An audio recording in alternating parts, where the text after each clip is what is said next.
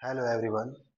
आज हम लोग बात करेंगे प्रेजेंट परफेक्ट कॉन्टिन्यूअस टेंस में आने वाले इंटरोगेटिव सेंटेंस को कैसे हिंदी से इंग्लिश में ट्रांसलेट करें, क्या फार्मूला होगा और ये इंटरोगेटिव सेंटेंस होते क्या हैं। के साथ ही साथ प्रेजेंट परफेक्ट कॉन्टिन्यूअस टेंस में किस तरह के सेंटेंस को हम इंग्लिश में क्रिएट करेंगे, आज इस वीडियो पर हम लोग बात करेंगे, इस विषय पर बात करेंगे इस वीडियो में। चलिए फ्रेंड्स, तो हम लोग बात करेंगे प्रेजेंट परफेक्ट कॉन्टिन्यूअस टेंस। तो कोई भी sentence friends present perfect continuous tense में तभी बनता है जब उस सेंटेंस से हमें ये पता चलता है कि सेंटेंस में एक ऐसे एक्शन के होने की बात की जा रही है जिसका कुछ पार्ट कंप्लीट हो चुका है और कुछ पार्ट अभी भी होना बाकी है। It means few parts of the action is complete and the rest part of the action is still continue।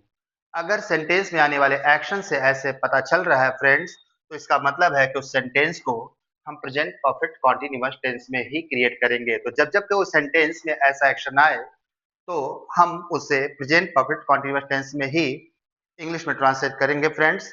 चलिए हम लोग प्रेजेंट परफेक्ट कॉन्टिन्यूअस टेंस का क्या मतलब है, इसमें किस तरह के एक्शन को इंग्लिश में क्रिएट किया जाता है को बात करने के बाद बात करेंगे कि इस टेंस में हम लोग इंटरोगेटिव सेंटेंस को इंग्लिश में कैसे क्रिएट करते हैं। आपको मैंने प्रीवियस वीडियो में बताया था फ्रेंड्स कि अगर हम बात करें इंटरोगेटिव सेंटेंस की, तो इंटरोगेटिव सेंटेंस टू पार्ट्स में कैटेगराइज है। एक होता है एस नो क्वेश्चन और एक होता है word question. Yes no question का मतलब है ऐसे सेंटेंस है फ्रेंड्स जो क्या से सेंटेंस की स्टार्टिंग करेगा।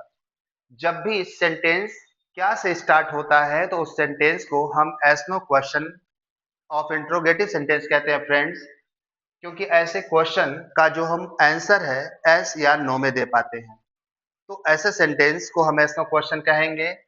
अब बात करते हैं प्रेजेंट परफेक्ट कॉन्टिन्यूअस टेंस में आने वाले सेंटेंस को हम आइडेंटिफाई कैसे करेंगे, चाहे वो हिंदी में लिखा हो या इंग्लिश में लिखा हो।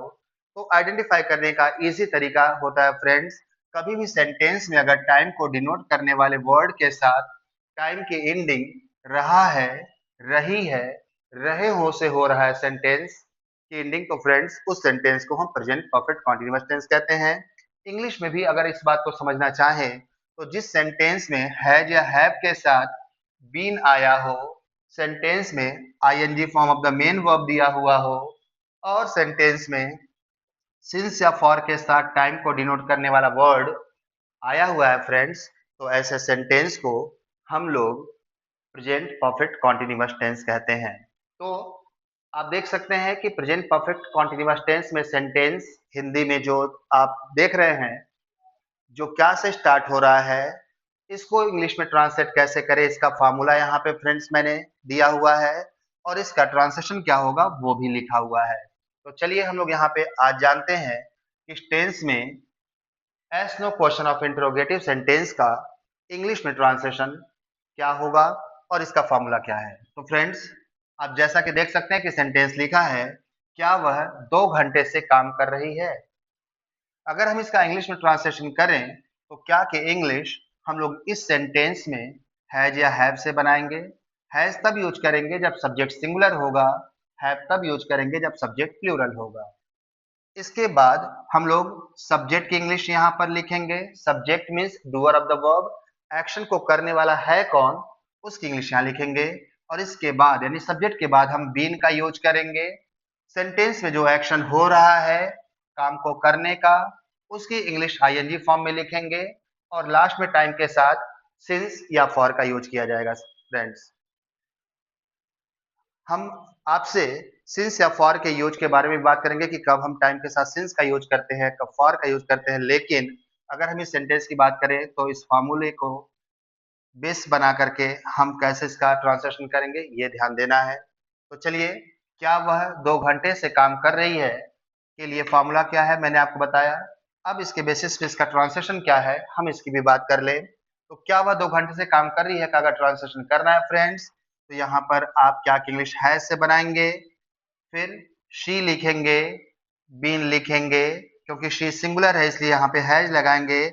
हैज के बाद सब्जेक्ट और सब्जेक्ट के बाद हेल्पिंग वर्ब का दूसरा सिलेबल लिखते हैं और फिर यहाँ वर्ब की आईएनजी फॉर्म वर्किंग लिखेंगे और लास्ट में टाइम बचा है फॉर 2 आवर्स। तो इस तरह से इसका ट्रांसलेशन होगा has she been working for 2 hours. तो उम्मीद है फ्रेंड्स ये वीडियो आपको समझ में आया होगा।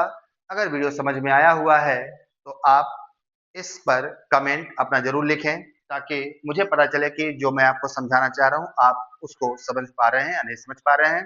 तो मिलते हैं अगले वीडियो में और इसी तरह के और कुछ इंफॉर्मेशन शेयर करते हुए आपसे। तो टेक केयर, थैंक यू।